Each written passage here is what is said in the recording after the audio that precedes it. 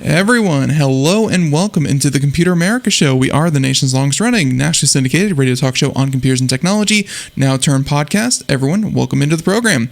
Today on the show, we will be doing computer and technology news.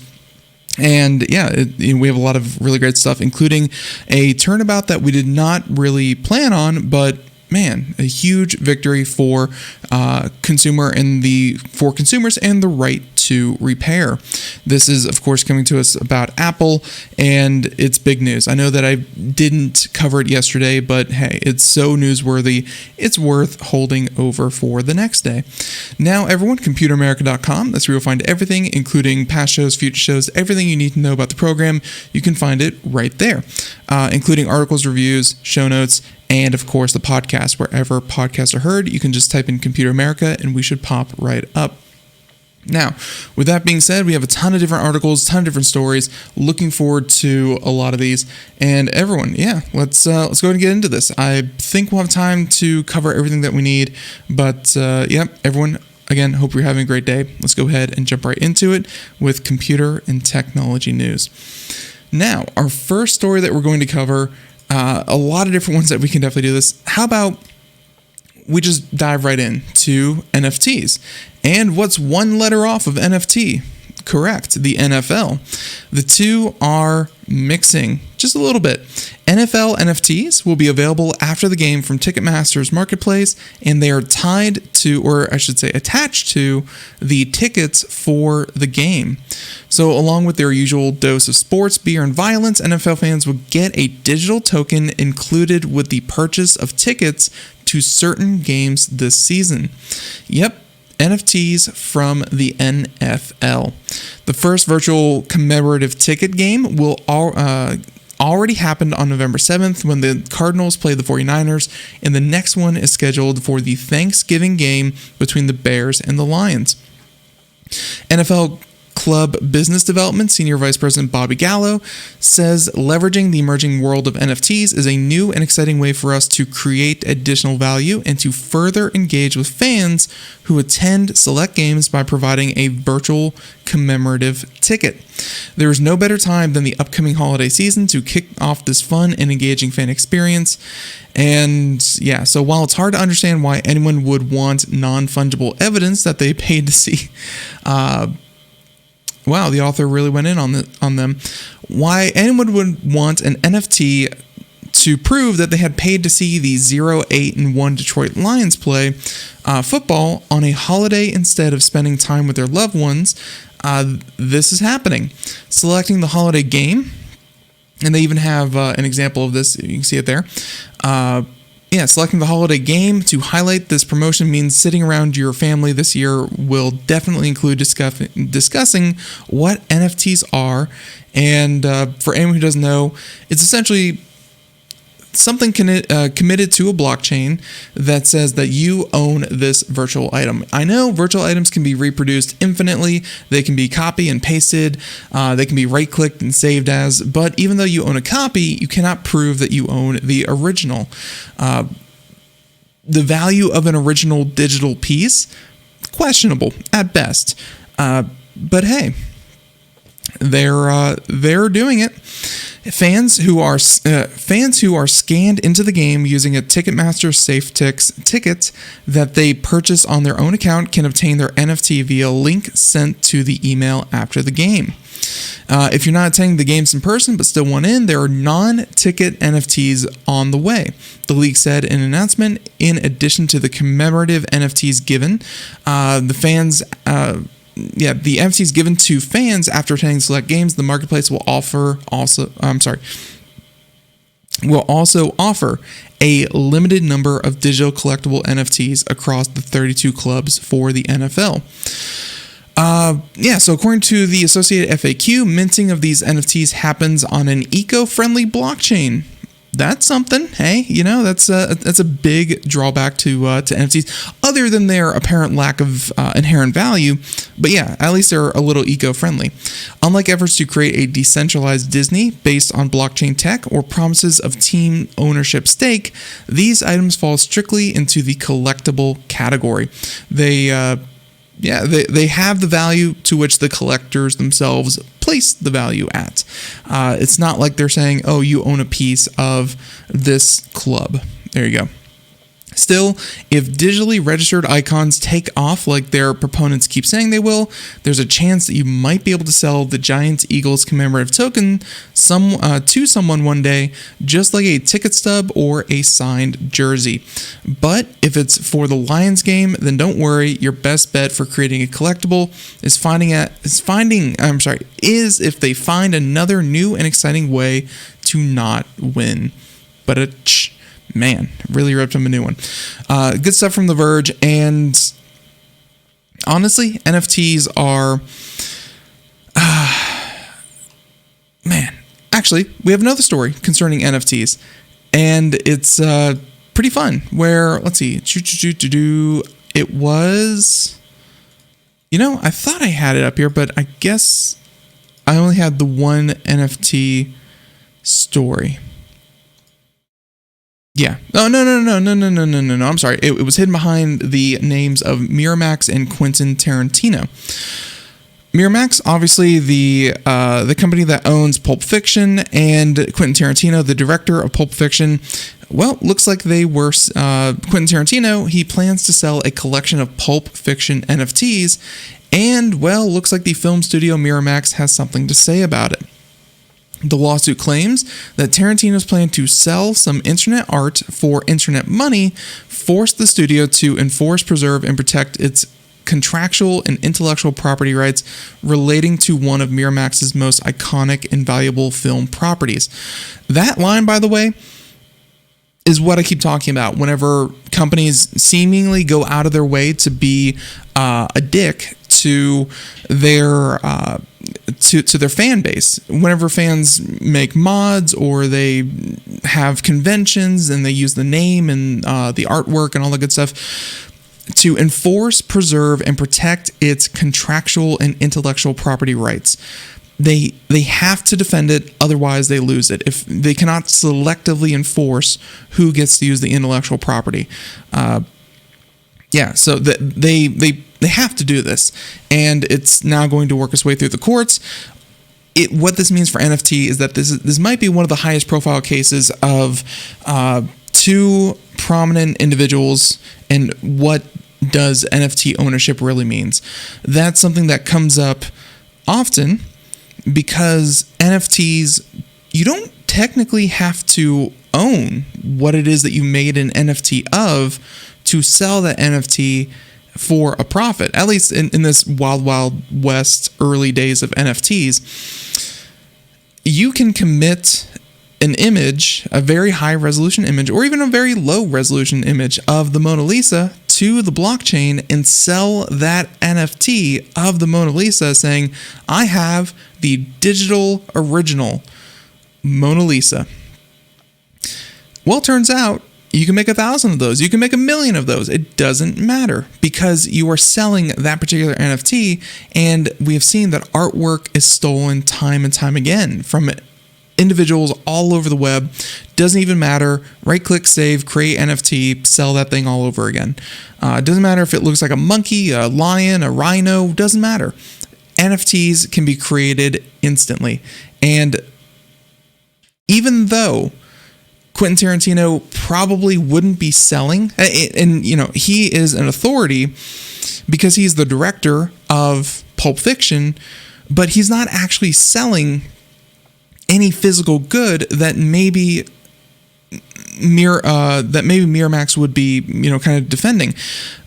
Obviously, if Miramax, I'm sure that they do, own the intellectual property rights, and they say that, hey, you selling an NFT of our stuff violates our copyright.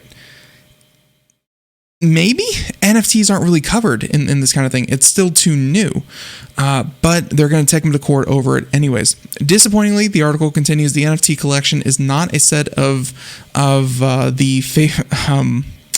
of feed pics, but never before seen items from his 1994 cult classic Pulp Fiction.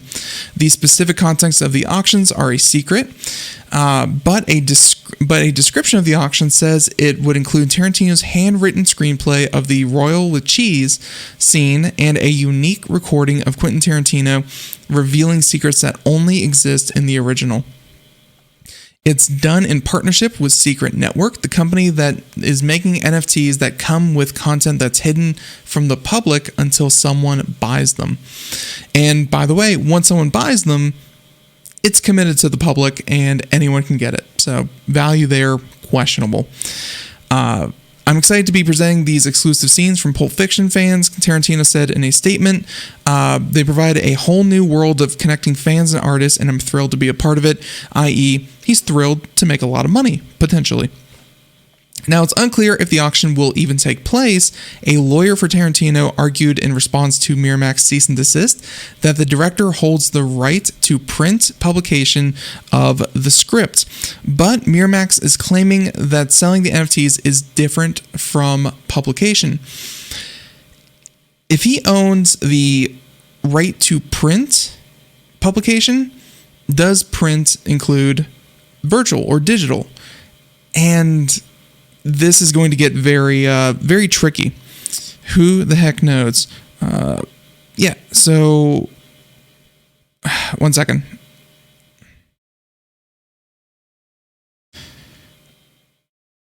Sorry about that. Okay. It becomes very tricky. They mentioned that a partner who is representing Miramax told the Hollywood Reporter that those involved chose to recklessly, greedily, and intentionally disregard the agreement that Quentin signed instead of following the clear legal and ethical approach of simply communicating with Miramax about his proposed ideas. In some cases, it's easier to ask for forgiveness than it is permission. Seems to be his strategy here. Now, when this all goes through, it becomes one of those, let's face it, right now, if I wanted to go out to an NFT site, generate my own, I could take pictures of certain iconic scenes of Pulp Fiction, commit them to a blockchain, and sell those NFTs in lieu of him. I might get a cease and desist from Miramax, probably not. Even if I was, I could probably hide in some kind of being anonymous strategy that I would come up with. But Quentin Tarantino has more authority over this type of NFT than I would, for sure. But it would still be an NFT. It sounds like someone promised him a lot of money. He has some memorabilia that he wants to offload, and this is certainly almost like double dipping, I would imagine. If he has these physical things, imagine if he sold the NFT, made all this news, and then came around and said, well, the NFT for it just sold, but I am now selling the physical components to these. Imagine how much publicity that would get. He could sell both the digital rights, or not even the digital rights, just the digital NFT of these things, and then the physical copy of these items. I honestly would not be surprised if that's really what this is all about, especially considering he owns the rights to the original physical copy. There's no point in not just selling that to people. So there you go. That was story number 2, NFTs. What a mess. Now, story number 3, Amazon is now big enough to at least bully Visa. And I'm not saying that Visa is innocent in all this either, but it's a question of, hey, these companies are going to start butting heads the more the two kind of become on parity. Amazon will stop accepting Visa credit cards issued in the UK in particular, although this might spread out. In the UK, from the 19th of January, the online retail giant said. You can check that out there. Now, did not mean to do that. And 1 second. Clicking this, clicking that. There we go. It said the move was due to high credit card transaction fees, but said Visa debit cards would still be accepted. So at least there's that. Visa credit card might not be accepted. Amazon said that the cost of accepting card payments continues to be an obstacle for businesses striving to provide the best price for customers. I think this is more along the lines of, let's face it, credit cards, debit cards, Visa, MasterCard, whoever it may be, are having to handle a lot more transactions. I'm sure that is going up exponentially, how many more transactions they deal with on a day-to-day basis, and that comes with a cost. Now, is Visa doing this at a loss for the charity and goodness of humankind? Absolutely not. They are undoubtedly making more money than ever. But for Amazon, is this something that they can say, oh, they're just being greedy, they don't really need this? No, this is Amazon throwing its weight around, saying that we are probably a large bulk of your entire transactions. We are a large portion of your revenue. Give us a better deal. Think of the poor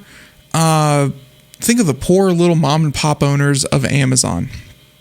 Yeah, this is just two companies having a tiff. Think about when AT&T and Time Warner kind of have a dispute over what shows they can watch, and they kind of drag you into it by saying, "Do you want this channel? Oh, well, call this number and voice your complaint and tell them that you want this channel." They're trying to bring consumers back into the middle of this to fight the war between Amazon and Visa. Now, Visa said in a statement it was very disappointed that Amazon is threatening to restrict consumer choice in the future. When consumer choice is limited, nobody wins. It said it had a long-standing relationship with Amazon and that it was trying to resolve the situation so customers will be able to use Visa credit cards with Amazon UK. And the article goes on a bit saying something about Brexit, but they're saying it's not really about that. Small businesses are almost always charged more for card terminals than big corporations, so when online giants start throwing down the gauntlet, the situation is becoming critical. Businesses who have ongoing concerns about credit card fees from major providers, last October, Visa and MasterCard were accused by the British Retail Consortium of charging excessive fees. The trade body said that they had doubled in 2 years. I'm sure that a lot of that now, as a consumer, a lot of that is passed down to you. Everyone else, we pay for that. But yeah, that's why we really need these consumer watchdogs to, kind of keep an eye out for the retailer, because we just assume inflation. We assume everything's going up 25 cents just because. Nope, that's real money. And that's money going into the pockets of big corporations like Visa and Amazon. Now, with all that being said, quote, "We will look into how well the market is working, including the issue of increasing card fees. If necessary, we will intervene to address any issues we identify." There you go. Amazon, Visa, I can't say who's right. I can't say who's wrong, but it's fair to say this is trying to bring consumer pressure on both companies to, kind of fight the public relations battle for them. Now, speaking of which, let's go ahead and talk about Apple. Speaking of consumer pressure, this has been a long time coming, and it happened so suddenly. I don't know. I was honestly caught off guard. It's not every day I open up the news and I'm like, wow, that's big. Apple announces self-service repair. Now, there's a few caveats. First one, only for iPhone 12 and iPhone 13. Second one, it's only for cameras, batteries, and screens. Now, to be fair, your battery going out, your screen being cracked, and your cameras stop working are undoubtedly some of the biggest, or I should say most common concerns people have when repairing their phones. That's going to cover a lot of these cases. But still, it's a step in the right direction until we get the fully self-serviced Apple products that we all want. Now, Apple today announced yesterday announced self-service repair, which will allow customers who are comfortable, keyword comfortable, with completing their own repair, So people who want to complete their own repair, access to Apple genuine parts and tools, available first for the iPhone 12, 13, as we mentioned, and soon to be followed by Mac computers featuring M1 chips. Self-service repair will be available next year in the US and expand to additional countries throughout 2022. Customers joined the more than 5,000 Apple authorized service providers and 2,800 independent repair providers who have access to these parts and tools. Apple has been in a long-standing dispute with these repair shops and access to these parts, and the fact that, well, you had to be one of these approved service providers to get access to these Apple authorized parts, or these original Apple parts. Now, before this, you had to go onto eBay or Amazon, find a knockoff saying that it was quote unquote compatible with your certain brand of Apple, but it was not, or your certain style of phone, but it was not Apple genuine parts. And trust me, in a lot of cases, they either arrived broken, they were damaged, they didn't actually fit, they weren't working, but also a number of them did work, and that was kind of the risk you had to take. You order the $18 camera, and it had a 50-50 chance of even working and a 50-50 chance of even being the same type of camera. It was a mess to really order your own parts and fix your own devices when it came to Apple. Now, they said that the initial phase of the program will focus on the most commonly served modules, such as the iPhone display, battery, and camera. The ability for additional repairs will be available later next year.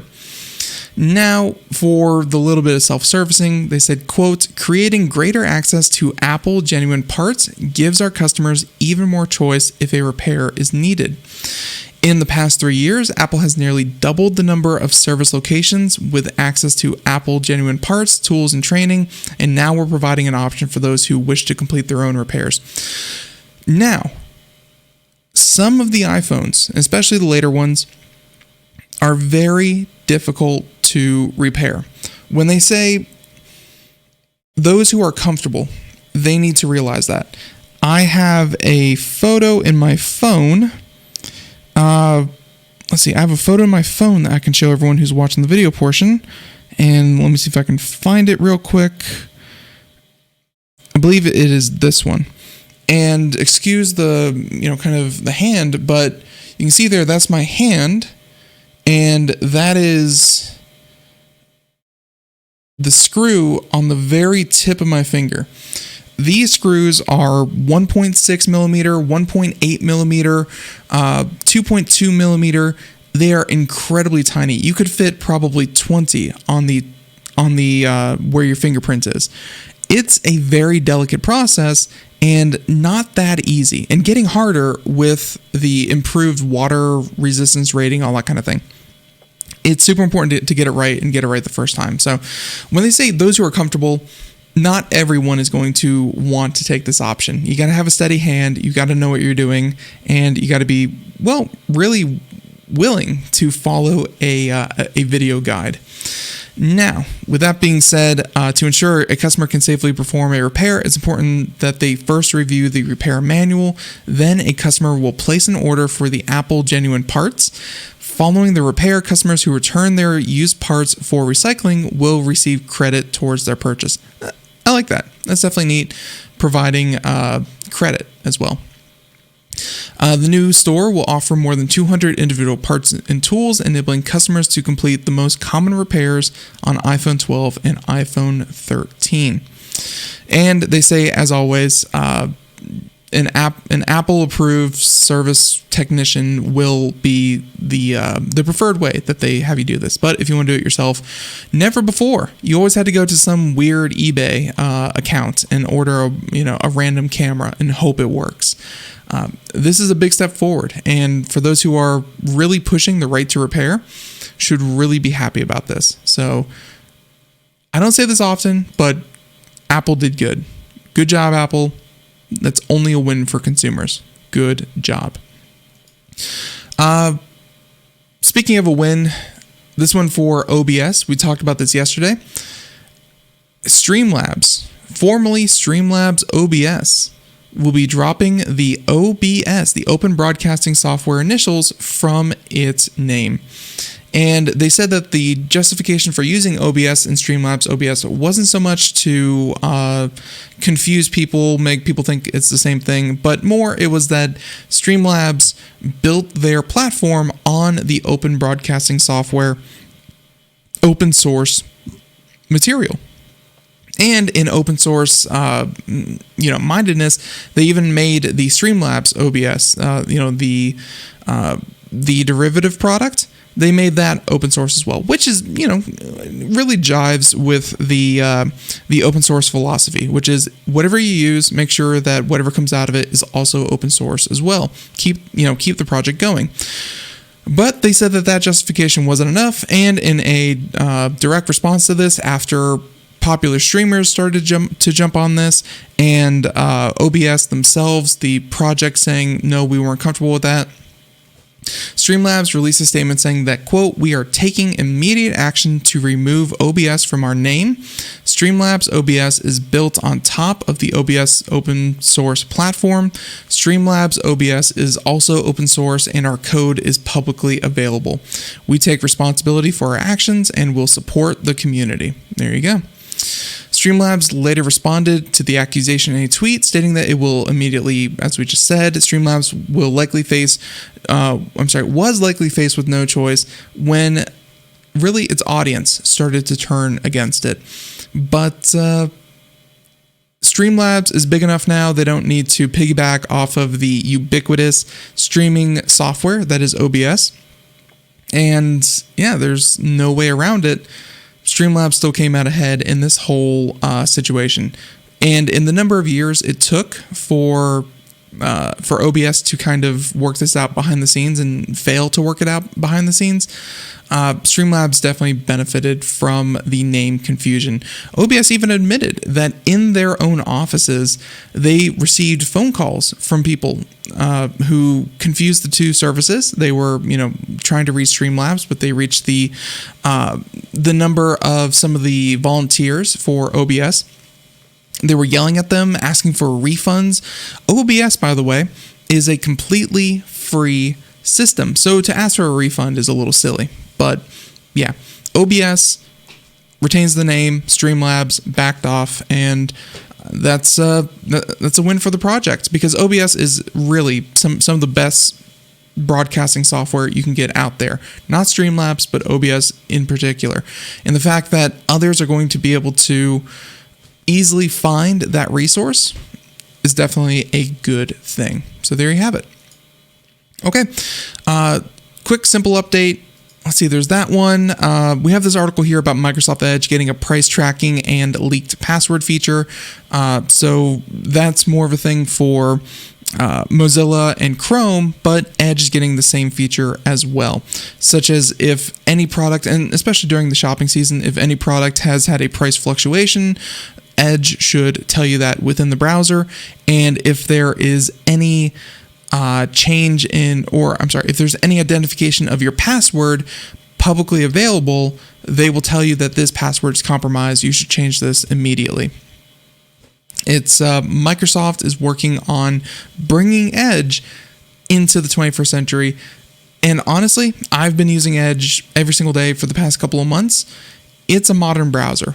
The old Edge was not, but the current Edge is definitely worth using. If you haven't tried it, I recommend it. So there you have it. Now, so that was just a quick update. Not going to cover this, but it's very cute. We're going to include it in the show notes so you can check it out. Mattel, you know them, they make Barbie and the like. Well, they have a full-sized at the LA Motor Show, the Barbie Extra car. And it's complete with gold star headlights and wing-shaped doors. You can see it there. It's very cute. It's a modified Fiat 500e with an all-electric powertrain offering 100 miles of range and a healthy 147 pound-feet of torque, enough to let a human-sized Barbie Extra and her pets, accessories, etc. zoom all around town. At the same time, Mattel used CAD files to duplicate the body of the toy car precisely and scale it up in foam to fit on the Fiat undercarriage. It's pretty cool. Again, highly encourage you to go check that out. For anyone who's a huge fan of Barbie, seeing that in real life must have been a kick. Okay, we have one more topic. We'll try to blaze through it, and then we have a funny story to end the show. But our next story is about Sky ECC. The Department of Justice says that Jean-Francois Ype is a drug boss, and he says he just sold privacy-focused phones. And here's kind of the legal miasma that you kind of run with. Most communication platforms, especially things like Facebook and Messenger and so on and so forth, and Apple and all that good stuff, they work closely with law enforcement. Law enforcement wants to be able to track criminals and crimes through real-time communications. And whenever a company explicitly says, we have no relationship with any three-letter agency, any government, whatever, everything's totally encrypted, we promise not to do this, this, and this, they know that their customers are probably up to no good. To regular people, we've long since accepted that the government is just going to spy on us and know what we're doing. That is the trade-off that we get for all the convenience and everything that we do. Law enforcement has their hooks in our communications. But when someone bucks that trend, the people who are really concerned about not being looked at and not being seen, even though it should be a concern for everyone. I'm not saying that the desire for privacy instantly means you're guilty, but those who are guilty are going to vehemently search out privacy. And this person made themselves a target because they offer their services to those individuals. Now, the government should be ordered to return the seized internet domains because the government seizure and retention of the domains is improper and contrary to law. That is what the gentleman's lawyer states. And it adds that the indictment is falsely alleging that Sky ECC was created by Mr. Ype and used by Mr. Herdman to facilitate drug trafficking and other illegal activity. Now, beyond reviewing the documents included with the court filing, Motherboard has spoken to multiple people who sold phones on behalf of Sky and obtained another cache of documents that Sky provides to its resellers. The documents and interviews show that Sky did try to enforce policies to keep crooks off of its platform. But those efforts cannot erase the past. At least at one point, Sky was a preferred phone of choice for some serious organized criminals. Of course they know one person who sold Sky phones to criminals, told Motherboard. Motherboard granted the source let them be anonymous to speak more candidly about potentially criminal behavior. So the article goes into a bit of detail on the background on this, and it's obviously from Motherboard very well researched, give a number of examples, and yeah, they say that, quote, you may not, and this is, they covered themselves legally, much in the way that if you have a giant hamburger, you drape a piece of lettuce over it, and you call it a salad. I mean, there's lettuce, so one could argue, such as this, and this is their little fling of lettuce, saying that you may not, and this is in their terms of service, quote, you may not knowingly sell or otherwise provide the products and services to any customer for illicit, illegal, or criminal use. So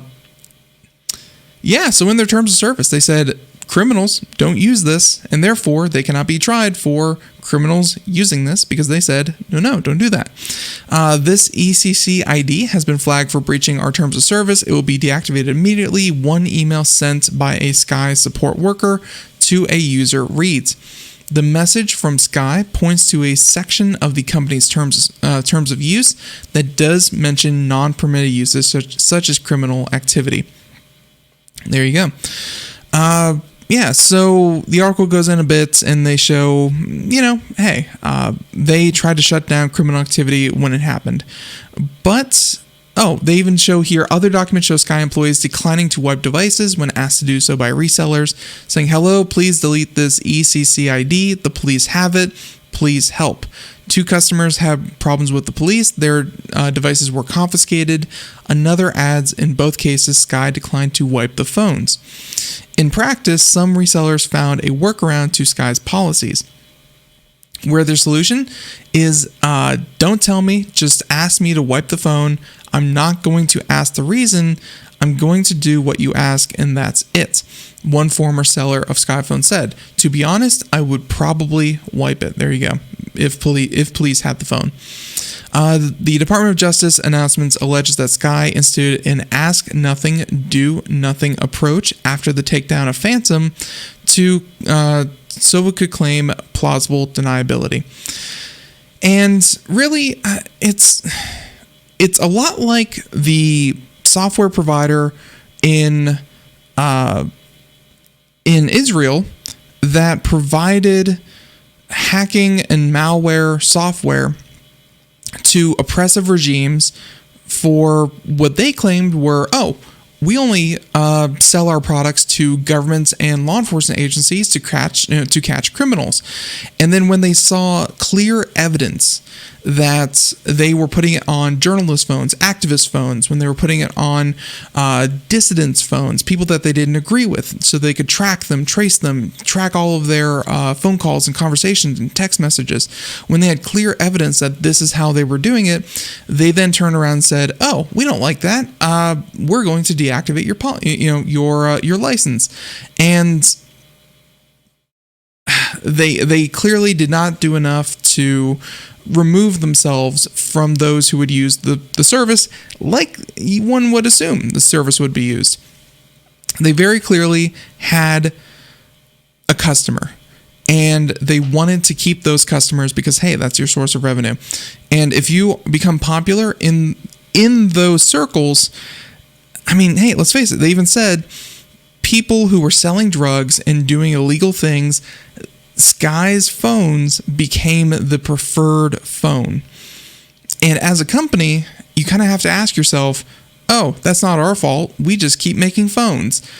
Would a more ethical company say, okay, we need to implement something a little bit more substantial to make sure criminals are not using our phones? Who knows? Now, with that being said, EAP's lawyers also say they contacted the U.S. government in July to offer to cooperate with the investigation and express their concerns over the seizure of the web domains. The filings say the government declined to engage in substantive discussions.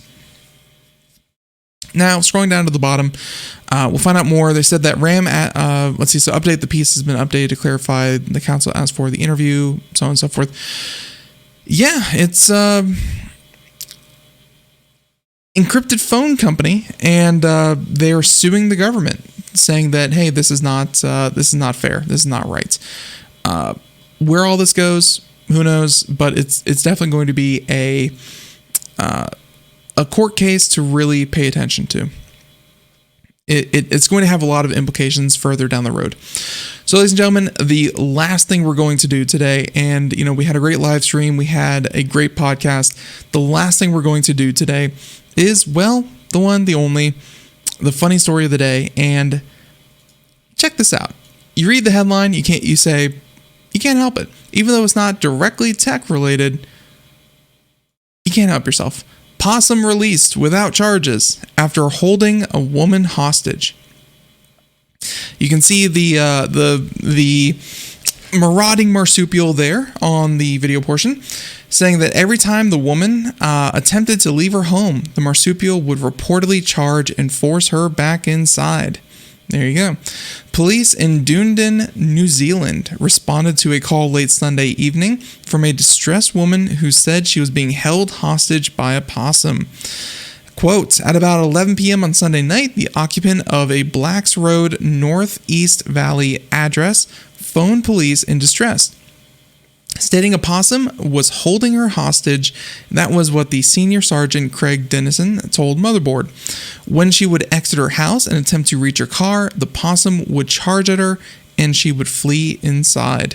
Yes, marauding possum. The unfortunate woman who has gone unnamed in the New Zealand press said that, quote, I had put my stuff on the veranda, and as I was heading back to the car, I heard this rustling. I thought, that's weird, and I was taking stuff from the back seat. Something ran up my leg. I pulled it off me, thinking it was a cat. Then I saw it was a possum. Trapped in her house, the woman tried to contact animal control, who were unwilling to come to her rescue. Dennison told Motherboard that the possum also climbed up the leg of one of their officers, who later managed to subdue it with the light of his flashlight. I guess bright flashlight will incapacitate a possum. The officer then led the possum, who the New Zealand media has labeled as the Blacks Road Ripper, back into the Signal Hill Nature Reserve on the southeast coast of New Zealand. There you go. While at first this seemed to be the end of the story, they reported Tuesday that it had spoken to a woman claiming to have been the possum's owner. She apparently took him in after a friend trapped and killed the animal's mother. Her plan was to care for the marsupial, which she named Mr. Scobie Lunchbox. So we have a name for the assaulter, Mr. Scobie Lunchbox, until it was old enough to be spayed. Then it left the house at around 10 p.m. Sunday evening. Unfortunate, saying that she's quite friendly with humans, hence the climbing up leg situation, but her claws were trimmed. The woman, who has gone unnamed, told the Daily Times, later adding that she is looking to locate the marsupial with the help of police. I hope that they find it, because honestly, a marsupial like this who was raised in captivity, not the best survival techniques, but who knows? Maybe you'll find lots of tasty little insects to keep itself sustained.